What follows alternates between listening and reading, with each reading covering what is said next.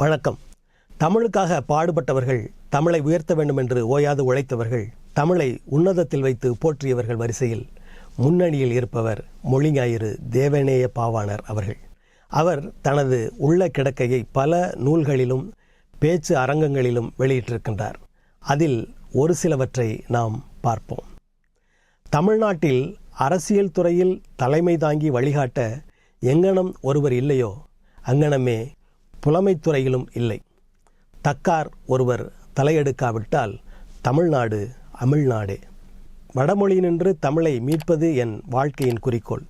தமிழை வடமொழியினின்று மீட்க வேண்டும் என்னும் குறிக்கோள் கொண்ட நான் கற்று ஆய்ந்தவன். இதற்கு மிகுந்த நெஞ்சுரமும் தற்சார்பு மனப்பான்மையும் வேண்டும். இவை பிறர்க்கு இல்லை. தமிழ் திராவிடத்திற்கு தாயும் ஆரியத்திற்கு மூலமும் என்னும் உண்மையை உலகமறிய மேலையறிஞர் ஒப்ப நாட்டவே இறைவன் என்னை படைத்திருக்கின்றான். என் காலத்தில் தமிழ் விடுதலை அடையாவிடின் இனி ஒரு காலம் அடையாதென்பது திண்ணம்.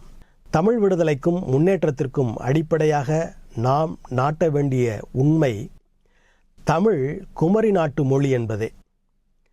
மறைமலை அடிகளின் குறிக்கோள் தமிழை பிறமொழி சொற்கலப்பின்றி முழு தூய்மையாக பேசவும் எழுதவும் வேண்டும் என்பதே.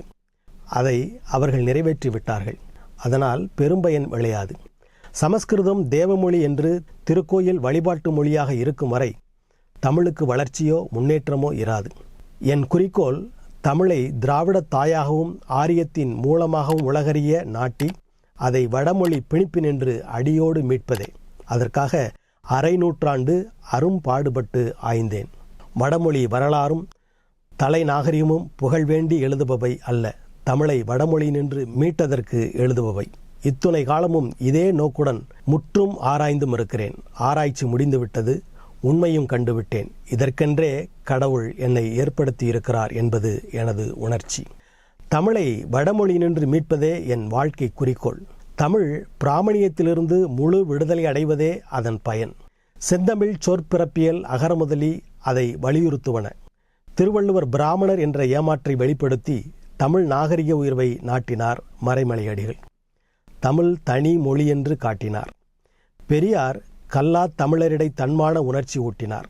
நான் தமிழே திராவிடத்திற்கு தாயும் ஆரியத்திற்கு மூலமும் என்று நாட்டி பிராமணிய பேயை தமிழ்நாட்டினின்று ஓட்டுவேன்.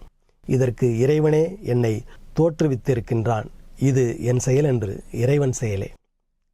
என் வாழ்க்கை குறிக்கோளை நிறைவேற்றுவதும் மேலை அறிஞரின் ஆரிய மயக்கு அறுப்பதும் தமிழை மீண்டும் அரியணை ஏற்றுவதுமே எனது குறிக்கோள் என்கிறார் பாவாணர். பாவாணரின் அவா நிறைவேறியதா? ஒவ்வொரு தமிழரும் சிந்திக்க வேண்டிய ஒன்று.